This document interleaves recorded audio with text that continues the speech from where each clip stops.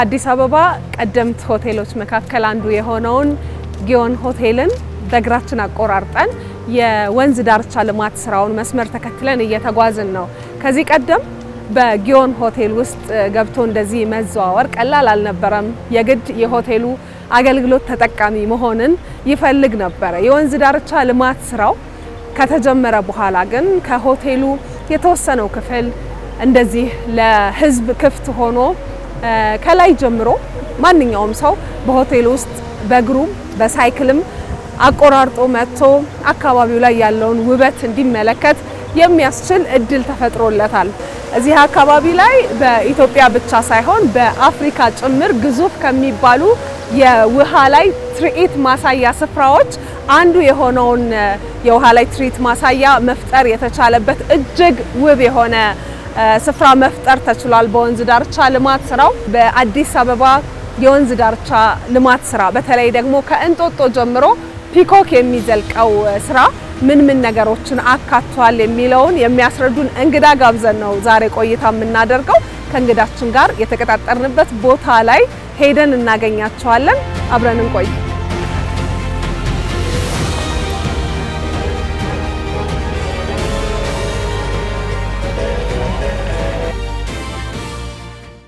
እንደምን አለሽ? ደህና ነሽ? ሰላም ነው አለን። ሰላም ነው። ስራችሁን እያያችሁ ነው በዚህ ማታ? አዎ፣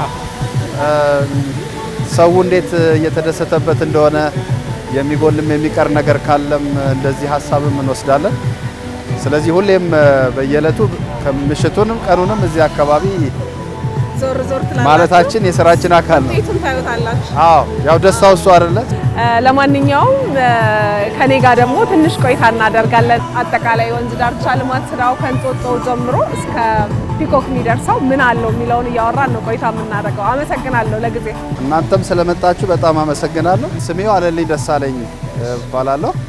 የእንጦጦ ፍሬንድሺፕ ፒኮክ ፕሮጀክት አሁን ያለንበት በከተማችን ከሚከናወኑ የወንዝ ፕሮጀክቶች መካከል አንደኛው የምክትል ዋና አስተባባሪ ነው። እርስዎን ይቅርታ ጠይቃለሁ፣ ልወስዳቸው ነው እሳቸው። እሺ፣ እናመሰግናለን። እሺ፣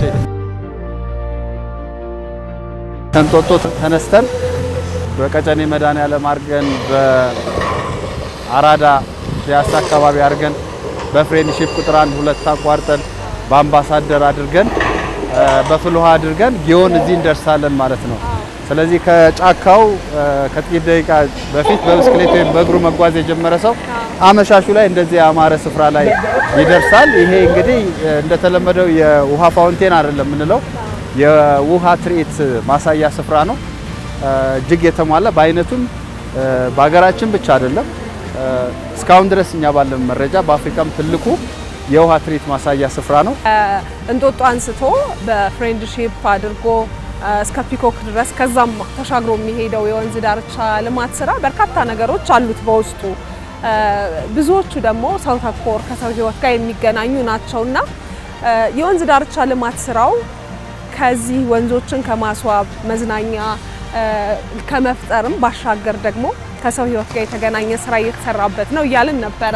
ስለሱ እናውራ። ይህ ፕሮጀክት ከወንዝ ዳርቻ ልማት በላይ ወይም ቢዮንድ ሪቨር ፍሮንቴጅ ዴቨሎፕመንት ነው የምንለው። አንደኛው ከዛ በላይ ነው። ከተማችን በርካታ ወንዞችና ጅረቶች አሏት። በቁጥር ከ76 በላይ ይሆናሉ።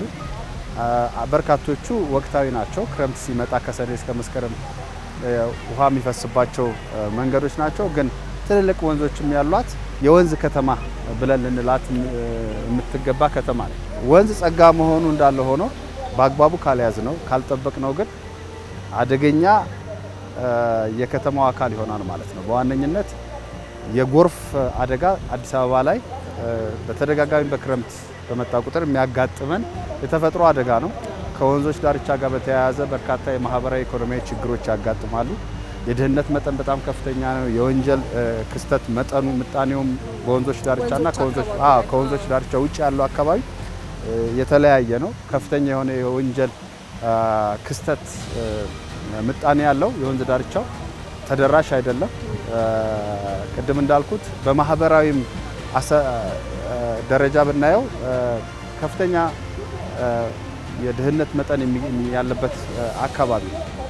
ስለዚህ ጎርፍን ለመከላከል ካስፈለገን የማህበረሰብን ደህንነትን ለማረጋገጥ ካስፈለገን ሰስተነብል የሆነች ከተማ እንድትኖረን የምንሻ ከሆነ የተፈጥሮ አደጋን በወሳኝነት መከላከል ያስፈልገናል። በተለይ ጎርፍን ያን ለማድረግ ደግሞ የወንዝ ዳርቻ ልማት በጣም ጠቃሚ ነው የሚሆነው። ስለዚህ መዝናኛ አይደለም፣ ይሄ የመኖር ያለመኖር ጉዳይ ነው። የትልቁ የከተማ ትራንስፎርሜሽን እቅዳችን አካል ነው። ምክንያቱም እንደምናየው በርካታ ሰው በእግሩ የመጓዝ ፍላጎት ከጊዜ ወደ ጊዜ እየጨመረ ነው የመጣው። ጭስ አልባ የሆነ የትራንስፖርት አገልግሎት ከተማችን ላይ እንዲመጣ ያስፈልጋል። ነገር ግን በቀደመው ዘመን ለዚህ አገልግሎት የሚውል አስፈላጊ መሰረተ ልማቶች አልነበሩንም። መንገዶች ስንገነባ ኖረናል፣ ግን መንገዶቻችን ለተሽከርካሪ ብቻ የታሰቡ ነበሩ። ያ በሆነበት ሁኔታ ጭስ አልባ ትራንስፖርትን በከተማ ለማስፋፋት አንችልም፣ ወይም ደግሞ ያንን ለማድረግ የሚያስችለን ምቹ ሁኔታ አልነበረም። አሁን እንደምናየው ከነባር የአስፋልት መንገዶች አካፍለን ለእግረኛ የሰጠነው እንዳለ ሆኖ በዋነኛው የኮሪደር ልማታችን ውስጥ ያለው እንዳለ ሆኖ ሌላ ግን ሴፓሬት የሆነ ራሱን የቻለ ለእግረኞች ለብስክሌተኞች ምቹና አዝናኝ የሆነ የትራንስፖርት መሰረተ ልማት በዚህ በወንዞች ዳርቻ ፕሮጀክት ማምጣት ተችሏል ማለት ነው።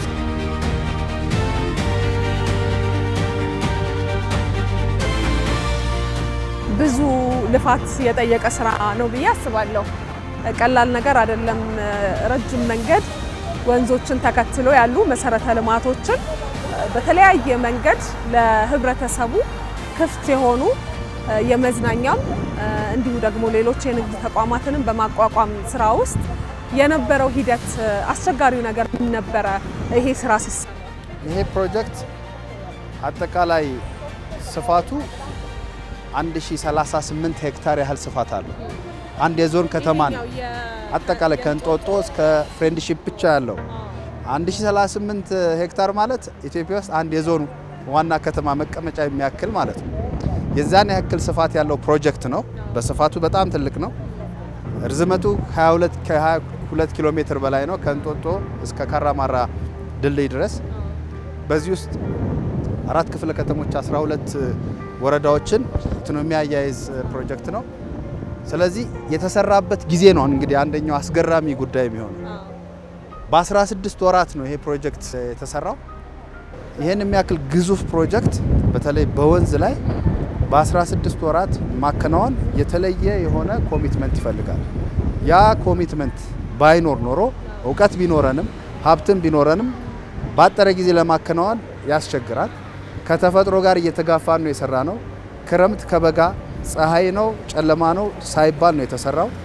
ይህ ፕሮጀክት የተሳካው ከፍተኛ የሆነ የአመራር ቁርጠኝነት ስለነበረበት ነው። ክቡር ጠቅላይ ሚኒስትሩ በ2 ቀን 1 ቀን ወይ በ3 ቀን 1 ቀን የፕሮጀክቱን አንድ አካል አይደለም በኪሎ ሜትር የሚቆጠር አካል በእግራቸው እየተጓዙ ክትትል ያደርጋሉ፣ አቅጣጫ ያስቀምጣሉ። ክብርት ከንቲባችን ከዚሁ ፕሮጀክት ሳይት ላይ በቀን በማታ በጨለማ በፀሐይ በብርዱ ሁሌም አሉ ሲባል አንድ ቦታ ላይ ቆሞ አቅጣጫ ሰጥቶ መሄድ ሳይሆን በ10 ኪሎ ሜትር የሚቆጠር የፕሮጀክቱን አካል በእግር እያቋረጡ እያዩ አቅጣጫ እየሰጡ ሲያልፉ ነበር።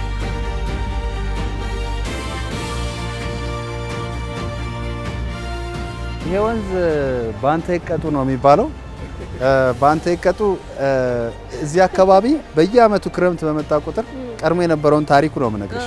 በርካታ ሰው በጎርፍ ይወስድ ነበረ እና 24 የሚባለው አካባቢ የሚኖሩ ሰዎች እንደውም ከዚህ አካባቢ አብዛኞቹ የጎርፍ ተነሽ ተብሎ የተወሰዱ ናቸው። የገረመኝ አሁን ይሄ በጣም ንጹህ ሆኗል ወንዙ። እንደዚህ ንጹህ ሆኖ ይሄ ወንዝ ከዛ ደግሞ በዚህ ሰዓት በዚህ ምሽት ድሮ ቢሆን ማለቴ ነው እዚህ ወንዙ ስር መጥቶ ማየትም በጣም ከባድ ነው ብዬ አስባለሁ። ከጎርፉም ባሻገር አሁን ሰዎች ወክ ያደርጋሉ። በጣም ብዙ ሰዎች ናቸው በዚህ ጋር የሚመላለሱትና እዚህ ጋር የተሰራው ስራ ደግሞ በጣም የሚገርም ነው። አዲስ አበባን ያው ሁላችንም የምናውቃት በፊቷ ነው።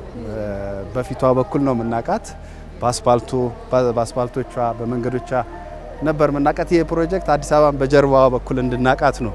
እንደገና እንድናውቃት እንደገና ውብ እንደሆነች አበባ እንደሆነች ለማየት የሚያስችል ፕሮጀክት ሆኖ ነው የመጣው ማለት ነው። ስለዚህ አሁን አዲስ አበባን በጀርባዋ እየተጓዝንባት ነው የምንገኘው። የአዲስ አበባ ወንዞች አሁን ላይ በደንብ እየጠሩ እየጸዱ ነው ያሉት። አንድ ጊዜ ደግሞ ክረምቱ መጥቶ ዝናቡ ጥርግ አድርጎ ቆሻሻውን ሲወስደው ከዚህ በኋላ ቆሻሻ ስለማይጣልበት ብለን የምናስበው የበለጠ ጥርት ይላሉ ነው። ግን ደግሞ መስራት ያስፈልጋል ግንዛቤ ላይ የሚል ሀሳብም ይነሳል። እያንዳንዱ በከተማው የሚኖር የሚሰራ ዜጋ ድርሻ አለው፣ አስተዋጽኦ አለው። ሁሉም ፍሳሹን በአግባቡ መያዝ እና ማስተዳደር እስካልቻለ ድረስ ኢንዱስትሪዎች፣ ሆቴሎች፣ የጤና ተቋማት፣ መኖሪያ ቤቶች፣ የመንግስት ተቋማት፣ የእምነት ተቋማት ሁሉም ፍሳሻቸውን የደረቅ ቆሻሻቸውን በአግባቡ ማስተዳደር እስከቻሉ ድረስ ወንዞቻችንን ለማጽዳት አሁን በአጭር ጊዜ የመጣው ውጤት የሁሉም ተሳትፎ የሚኖርበት ከሆነ በአጭር ጊዜ ለማሳካት እንችላለን። ያ እንደሚሆን ደግሞ በጣም እርግጠኛ ነን። ምክንያቱም የመጣውን ውጤት ህዝቡ ከወዲሁ የተደሰተበት በነገሩ ላይ በቂ ግንዛቤ እየያዘ ስለሆነ ተስፋ አለን።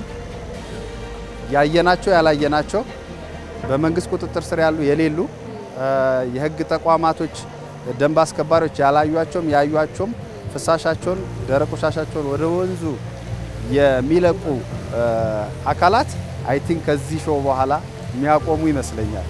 አመሰግናለሁ በጣም አቶ ዋለልኝ ደሳለኝ ለነበረን ቆይታ። ጥሩ ጊዜ ነው።